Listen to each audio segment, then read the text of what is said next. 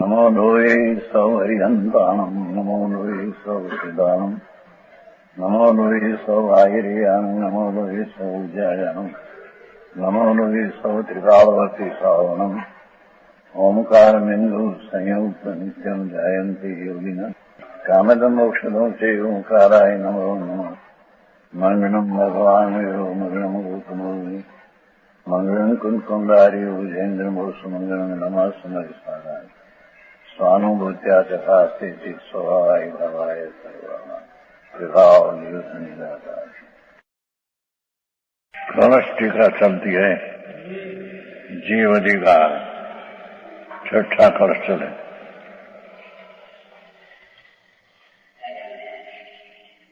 यहाँ आयु છે ફરીને લઈ થોડું અનાદિકાળ से अशुभ चेतना वस्तु का स्वाद सर्व जीवों को अनादि से प्रकट है। क्या कहते हैं कि सर्व जीवों ने अनादि काल से अशुभ चेतना का स्वाद है।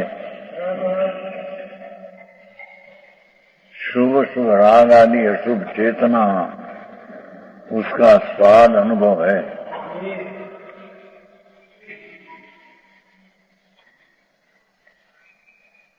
तो आत्मा भी अशुद्ध हो जाता है ना उसमें द्रव्य।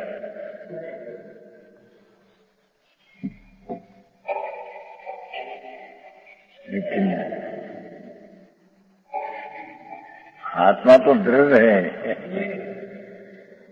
द्रव्य है तो त्रिकाल शुद्ध है।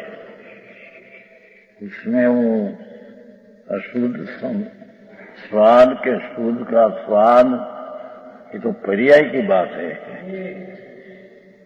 समझ में आया?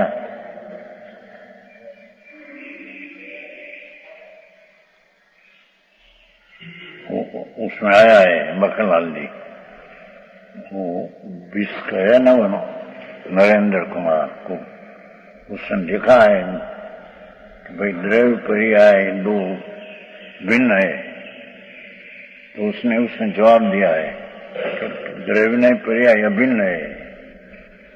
अशुद्ध जब भाव होता है तो द्रव्य भी अशुद्ध हो जाता है।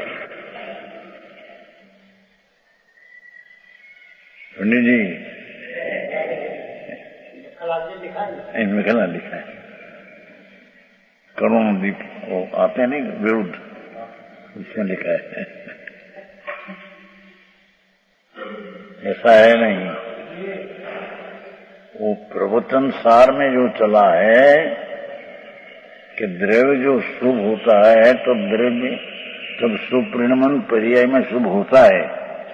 शुभ दूसरा में होता है पर्याय में शुभ नहीं होता है। ऐसे नहीं। द्रव्य जो है ये तो त्रिकाल शुद्ध है पर पर्याय में जब शुभ होता है तो परिणति शुभ होती है और अशुभ होता है तो अशुभ परिणति होती है और शुद्ध होता है तो शुद्ध परिणति। पर्याय की बात ये है। समझ में आया? उसने लिखा है करुणा लिख में उसके सामने जवाब दिया ना वो विश्व है ना वो नरेंद्र कुमार इन सामने जवाब दिया है। विशिकर जी द्रव्य और पर्याय को भिन्न भिन्न समझकर पर्याय बुद्धि और द्रव्य बुद्धि में भेद बता रहे हैं। नरेंद्र यह उनकी समझ आगे विपरीत है। द्रव्य और पर्याय दोनों अभिन्न है। यदि पर्याय शुद्ध है तो द्रव्य भी अशुद्ध है। बराबर है नहीं? तो पर्याय में शुद्ध है द्रव्य शुद्ध कहां से रहेगा? तो ये तो पर्याय की बात है। संसार पर्याय भी पर्याय है, मोक्ष मार्ग भी पर्याय है और सिद्ध भी पर्याय है। ये तो पर्याय की बात है। द्रव्य तो त्रिकाल ही शुद्ध ही है उसमें। आना पड़ते हैं, अभिन्न है। यदि द्रव्य शुद्ध है तो पर्याय शुद्ध है, पर्याय शुद्ध है तो द्रव्य भी अशुद्ध है। मिथ्या दृष्टि जीव की पर्याय शुद्ध है तो उसका आत्म द्रव्य भी अशुद्ध है। सिद्ध भगवान का आत्म द्रव्य परम शुद्ध है तो उनकी सिद्ध पर्याय भी परम शुद्ध है। मिथ्या दृष्टि निगोदी आदि की पर्याय को अशुद्ध बताना और निगोदी आदि को आत्मा को त्रिकाल शुद्ध बताना मिथ्या समान है। आવું છે ચાલે આ તમારા પંડિતોમાં આવું કેમ છે ચાલે છે? सिद्धांत चक्रवर्ती ने तो ऐसा बताया कि सभ्य श्रद्धाओं शुद्ध नया तो त्रिकाल ही शुद्ध नहीं, वस्तु तो त्रिकाल शुद्ध है। एकेंद्रीय आदि से पंचेंद्रीय क्या सिद्ध पर्याय हो पर सब में द्रव्य तो शुद्धि है। समझ में आया? जैसा आचरण टीका मनी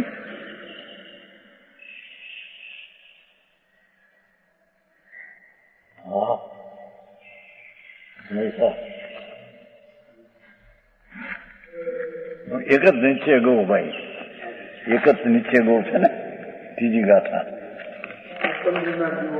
હા, ઈ લોગે સર્વત્ર એકંદરિયાદि વસ્વાસુ शुद्ध निश्चय नयन सुंदर ही उपादेय।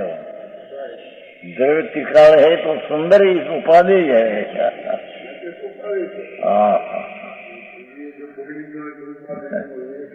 द्रव्य वस्तु जिसको कहिए उसका स्वभाव अपूर्ण न हो और विकृत न हो, परिपूर्ण हो और शुद्ध हो, तब उसका द्रव्य कहने में आता है। पंडित जी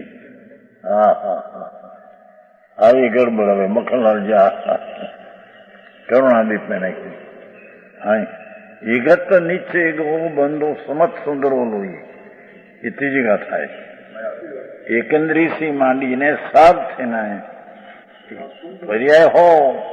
द्रव्य तो सुंदर ही है अंदर, आनंद कंद सचिदानंद प्रभु परमात्मा स्वरूप विराजमान है।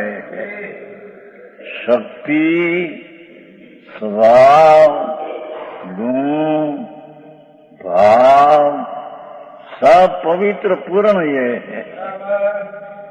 वो कल नहीं कहा था वो सर्व जीवा, सर्व जीव सर्व काल सर्व क्षेत्र में सर्व भरित अवस्था पूर्ण शुद्ध अवस्था એટલે અવનિશ્ચિત अवस्था पर्याय में अवस्था दरेक पदार्थ निश्चय अपनी शुद्ध शक्ति से पूर्ण भरा है।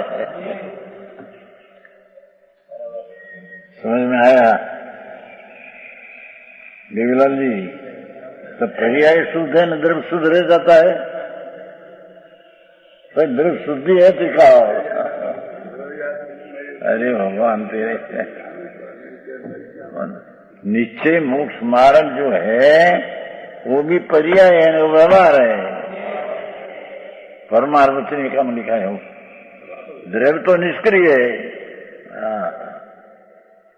और 68 गाथा में परमात्मा प्रकाश में लिया है जीणवर एवं भणे जीवो बंधु मुखो न करी।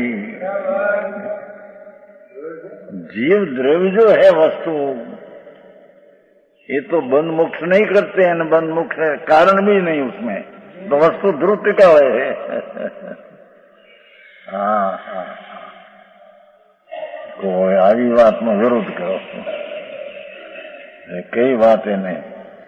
हाँ, यही कहते हैं कि शुद्ध चेतना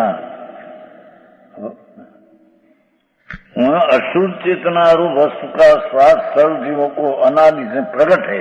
प्रकट शब्द कहते हैं पर्याय में अशुद्धता है। समझ में आया? शक्ति तो शुद्ध ही है, आनंद है। स्वभाव तो अतीन्द्रिय आनंद, अतीन्द्रिय ज्ञान, अतीन्द्रिय प्रभुता, ईश्वरता का परिपूर्ण तत्व है। वो सम्यक दर्शन का विषय है, उसमें पर्याय का भेद नहीं। पर्याय है खरा, पर्याय नहीं है ऐसी नहीं है। पर्याय सिद्ध भी पर्याय है, मोक्ष मार्ग भी पर्याय है, सम्यक दर्शन ज्ञान चारित्र मोक्ष का मार्ग वो भी पर्याय है। पर्याय है खरी, पर वो पर्याय के काल में चाहे सो पर्याय हो, निरोध की हो कि सिद्ध की हो, द्रव तो शुद्ध दिखा पड़ा है न।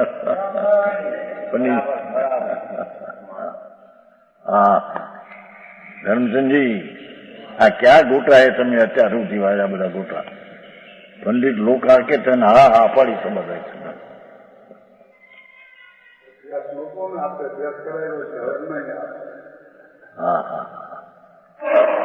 देखो अशुद्ध वेदन अशुद्ध ही अनादि का, पर वस्तु अशुद्ध नहीं। वस्तु तो आनंद कंद है, सच्चिदानंद प्रभु है। जो अशुद्ध वक्त द्रव्य अशुद्ध हो जाए तो शुद्धता कहां से आएगी? शुद्धता जो आनंद की दशा है, ये वर्तमान में अज्ञानी को तो दुख की वेदन है। ऐसा दुख क्या है? अशुद्ध चेतना का वेदन कहो के दुख का वेदन कहो। वो समय भगवान आत्मा सुख रूप न हो तो दुख का नाश करके सुख आएगा कहां से? समझ में आया?